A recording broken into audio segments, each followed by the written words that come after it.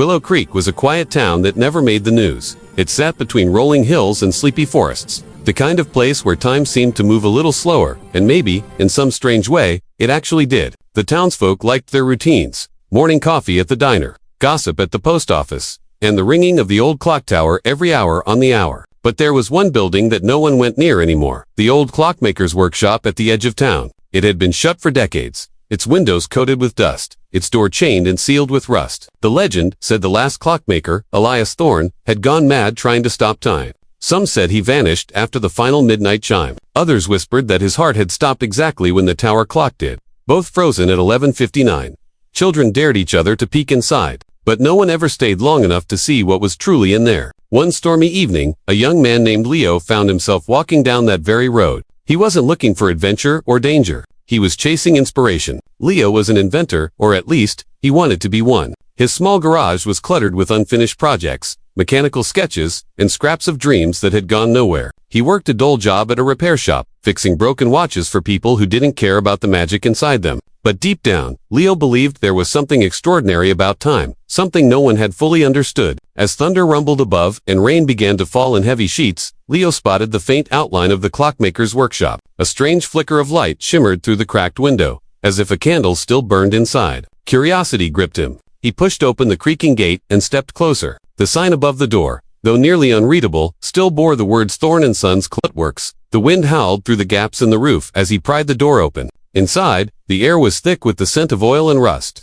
Shelves lined the walls, filled with clocks of every shape and size, tall grandfather clocks, pocket watches, wall pendulums, all frozen mid, hands locked at 11:59. A single lantern flickered on the workbench, though no one had been there for years. His heart pounded as he brushed aside the cobwebs and found a notebook lying open. Its pages were filled with precise, obsessive handwriting, sketches of clock gears, formulas, and strange symbols that didn't make sense. At the bottom of the last page, one line stood out, written in trembling ink: "If you dare to finish what I began, be ready to challenge time itself."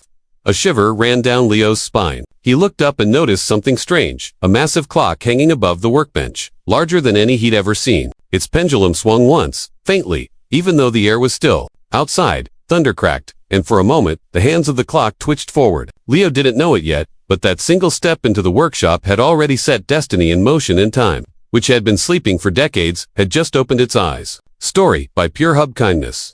Leo couldn't stay away from the workshop. The storm had passed, but the memory of that flickering lantern and the strange clock's faint motion haunted him.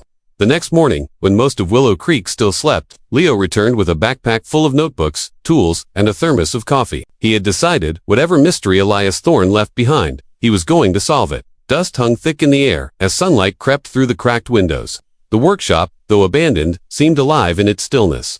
Leo began by cleaning the workbench, carefully moving aside dozens of frozen pocket watches and brass gears that hadn't felt a human touch in decades. As he worked, he noticed something peculiar. Even though every clock had stopped at 11:59, their gears were perfectly aligned, as if waiting for a single missing piece to bring them back to life. He studied the large central clock again. It towered over him, its intricate brass frame engraved with symbols he didn't recognize, spirals, circles, and patterns that seemed to move the longer he stared. Inside, behind the glass face, a crystal core pulsed faintly, like a heartbeat. "What did you make, Elias?" Leo whispered under his breath. Days turned into nights. He spent every spare hour poring over Thorne's old notes. The writing was strange, part mechanical blueprint, part philosophical diary. It spoke of time, not as a line, but as a loop, an energy that could bend if one understood its rhythm. The final pages hinted at an experiment: synchronization complete. Next phase, reverse flow. That phrase ignited Leo's obsession. What if Thorne had found a way to manipulate time's direction? Could it be possible to rewind a single moment? The thought consumed him. He ran tests, replaced gears, rewired old circuits, and built makeshift connections powered by modern batteries. The workshop, once silent, now buzzed with the faint hum of electricity and the scent of solder. Then, one evening, something extraordinary happened. As thunderclouds gathered again over Willow Creek, Leo connected the last wire to the crystal core. A surge of blue light ran through the clock, and every frozen watch in the room began to tremble. Their hands quivered, then started to move backward. Slowly at first, then faster, until the ticking became a symphony of reversed time. Leo's reflection in the glass began to blur. He could see flashes, moments that weren't happening now, but had happened before. His childhood home, his father's workshop, his mother's laughter echoing from another time. His heart raced. the room filled with a low hum that vibrated through his chest. He realized this wasn't just a clock. It was a doorway not through space, but through memory. The machine wasn't broken. It was waiting for someone to activate it. And now, it was awake again, as the lightning outside struck the old clock tower. The glow inside Thorne's workshop grew blinding. Leo stepped back, shielding his eyes. The last thing he saw before everything went dark was the second hand of the great clock spinning backward faster than his own breath. And somewhere, beneath the thunder, a whisper seemed to echo through the ticking chaos. A voice that wasn't his. "Welcome back, Leo. Time has been waiting." When Leo opened his eyes, the air was heavy, not with dust or the scent of oil, but with the warmth of sunlight and blooming jasmine. The workshop was gone.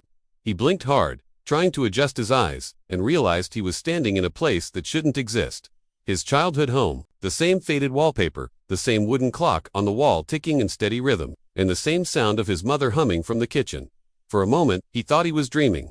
His trembling hands reached for the clock on the mantel. The time read 8:23 a.m., the very morning his father had died years ago. Leo's chest tightened. This couldn't be real. Yet it was. The smell of coffee drifted from the kitchen, and then, as if pulled from memory, his father appeared alive, smiling, wearing the same flannel shirt he always did on Sundays. "Leo, you're up early, son." The sound of that voice broke something deep inside him. He wanted to run to him, to hug him, to warn him that by nightfall, he'd never wake again. But when Leo opened his mouth, no words came out. The air, around him, resisted thick and unmoving, as though time itself had sealed his lips. He tried again, "Dad," but his voice dissolved into silence, swallowed by the ticking of the clock. His father didn't seem to notice. He continued making coffee, humming the same tune Leo hadn't heard in years. Panic began to spread through Leo's body. He stumbled backward, his heart pounding in rhythm with the clock. The world around him shimmered faintly, like a reflection rippling in water. He could see the edges of time, thin fractures in the air, glowing with light. When he touched them, they buzzed beneath his fingertips, warm and electric. Then, everything changed. The clock on the wall suddenly began ticking backward. The sound deepened, echoing like thunder. His mother's humming slowed, his father froze mid-motion, and the colors of the world began to drain, reds fading to gray, sunlight turning pale. The scene started collapsing, folding inward like a photograph burning at the edges. Leo gasped as the air tore apart around him. In a flash, he was thrown backward through a tunnel of shifting moments, fragments of his own life flashing by. His first day at school, his first invention, his first heartbreak. Each memory flickered past like pages in a book being read in reverse, and then silence. He was back in the workshop, gasping for breath, his body shaking. The great clock loomed above him, glowing with violent energy. The hands were spinning uncontrollably, faster and faster, until they blurred into a single streak of light. He understood now. The clock didn't just show time, it commanded it. But the price was steep. It wasn't meant for humans to touch. Every second he tried to change was draining him, pulling something vital from within. Leo staggered to his feet, clutching the workbench. His reflection in the glass face of the clock looked older now, faint lines at the corners of his eyes, a touch of gray in his hair. The machine wasn't just reversing moments, it was reversing him. A whisper rose from the gears, like a sigh carried by the ticking. You wanted to see the past. Now you belong to it. And as the last spark of blue light faded, Leo realized he hadn't just visited time. Time had taken him for hours or maybe days. Leo couldn't tell anymore. He sat in the middle of the workshop, surrounded by the steady hum of ticking clocks. Some moved forward, some backward, and some seemed to freeze mid. Time no longer obeyed any rules within those walls. It bent, twisted, and breathed like something alive. His body ached. Every movement felt heavier, as if gravity itself had grown stronger. He caught his reflection again in one of the brass clock faces. The gray in his hair had deepened, and the spark in his eyes had dimmed. Time was consuming him, feeding on the very energy that kept him alive. He slumped against the workbench, flipping through Elias Thorne's old notebook, searching for answers he was too desperate to find. On one page, the writing shifted tone, no longer precise formulas, but frantic scrawls of regret. Every second I turned back took something from me. The machine demands balance. For every moment gained, a moment must be given. Leo's hands trembled. So that was it. The clock didn't break time, it traded it. Thorne had tried to outwit the inevitable, and now Leo was paying the same price. But still, a small, dangerous thought crept into his mind. If he could just go back one more time, one final moment, maybe he could say goodbye properly. Maybe he could hold his father's hand before time took him away forever. He stood, gripping the lever that controlled the machine. The crystal core pulsed with quiet blue light, like a heartbeat waiting to be awakened. He hesitated. In his other hand was a photograph, his parents standing together in sunlight, smiling without knowing how little time they had left. His thumb brushed across their faces, and tears welled in his eyes. The workshop began to shake again as the pendulum stirred. responding to his hesitation. The gears turned with a groan, and faint whispers filled the air, voices from moments long gone. His father's laughter, his mother calling his name. The sound tore at him, inviting him, tempting him to cross that line again. Leo's heart pounded. He could pull the lever, go back one last time, and risk everything, or he could do what Elias never did, let go. He took a deep breath. No, he whispered. Some moments aren't meant to be rewritten. With trembling resolve, Leo reached for the power source. Not to engage it, but to sever it. Sparks flew as he unplugged the clock from its base, and the blue light inside the crystal began to fade. The gears slowed. The humming softened into stillness. The entire workshop seemed to exhale, releasing a tension that had lingered for decades.